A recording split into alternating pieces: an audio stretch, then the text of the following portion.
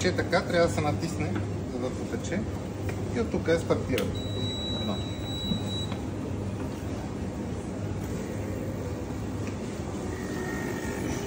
Чува се звук като на кафе машина, помпата, когато вкарва студената вода в бойлера.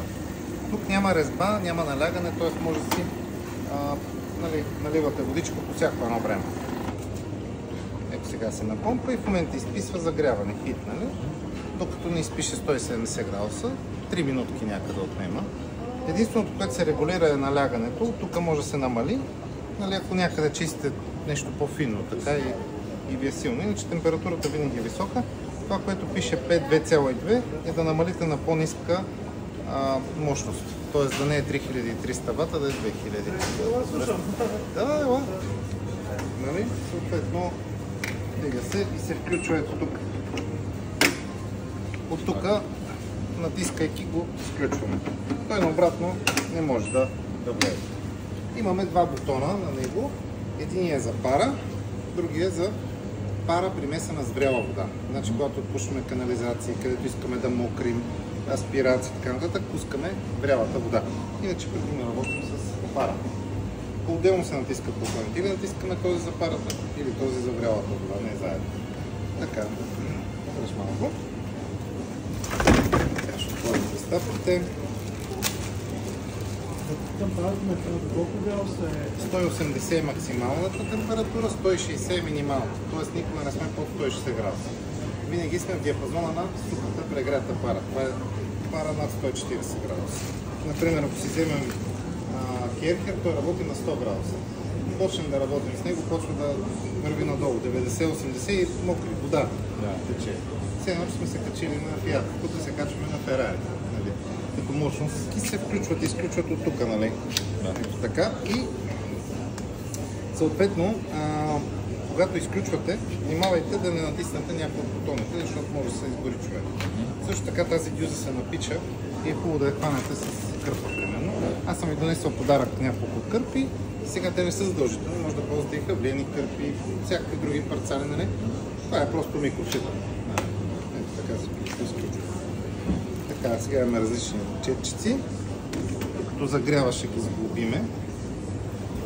Имаме голяма универсална и малка универсална четка. Казват се универсални, защото правим много неща с тях.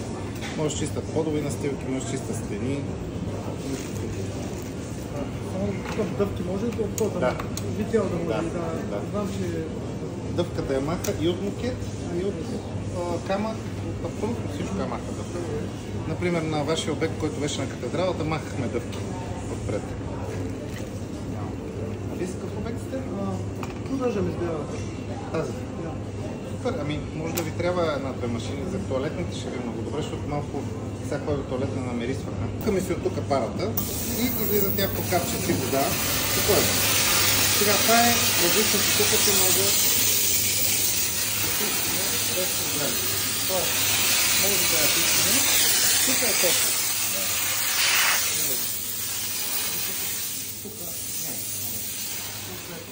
Сега, тук ще сложим четка за фуги.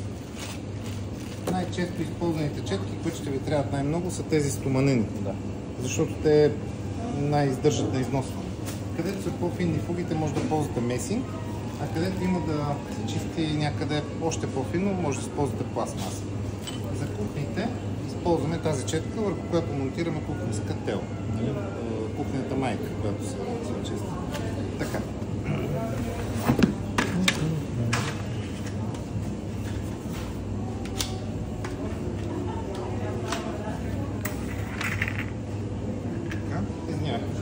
Натиснах бутона, да се преключвам, това, което казахме.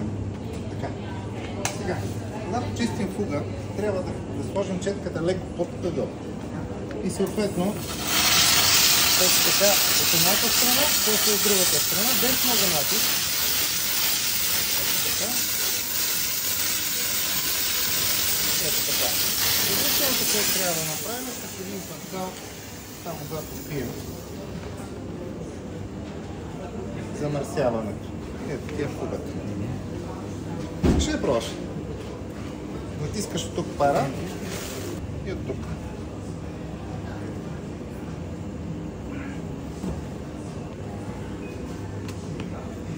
Това е вече моб. Тоест, финално поддържащо почистване. Вместо парцала. Хубавото е, че изгаря мазнината и я попива в кърпата. Ако така се чисти, фугата се цапа по-бавно. Тъй като вие ще месите машината по различните магазини, най-вероятно за това няма да стигнете да изчистите, но както чиста вода, така може да се минат и MDF-ите, може да се минат абсолютно всичко.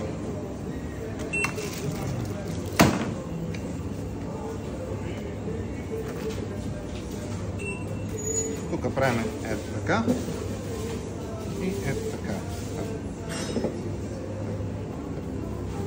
Като може тук да се блокира, да не мърда, така се разблокира. Можем да чистим сега. Виж, няма вода като при инструментите, както тече. Няма опасност за храните, защото тук използваме само вода, т.е. няма никакъв препарат. Мисля, че това се спускаше. Да. Точно скопче. Скопче ли? За малко. Само нещо пускаме. Защо дигат? Не иска да седи. До края да трябва да слезе, но не до края. Добре, може да снимаш само да видиш това нещо, можете да си го почиствате така. От прах, от всякакви неща.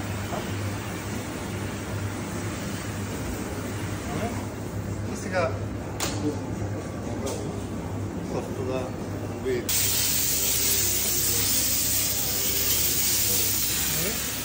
Това го правят по всички бензиностанции ОМВ. Вечерно време, вместо да една по една да ги написвате и по този начин. Ако някъде ви притеснява, че е силно налягането, може да завъртите крана и да го намалите. Тук без всички накрая. Без накрая. Да, просто с пара.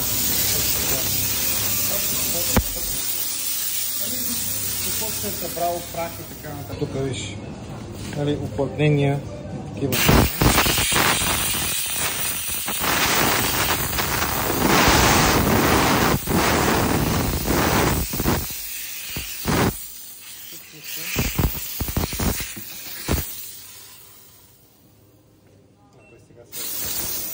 Тук по различните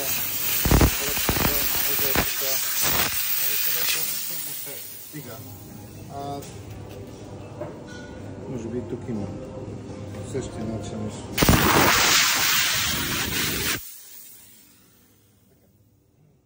Тоест, дори да не е запущен канал, е добре да се минава.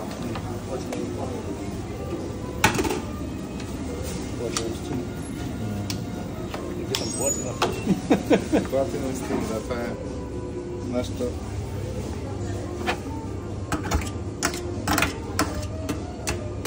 Сега, тук пускаме пара зряла вода и слагаме върху канала. Всичко, което изчиства, отива навътре. 7 метра.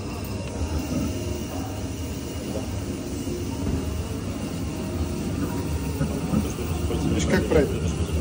Дум. Да, спара. Ето. Може да пробваш. Натискам? Да, натискаш вода с пара. Вода с пара. Да. Едното е микс горе, другото е само пара.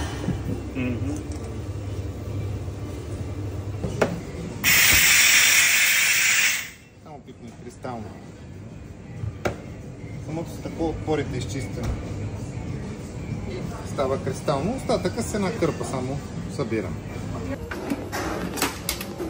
Ето тук има пробка. Нали? Тя се отвива с ето този 600 грам.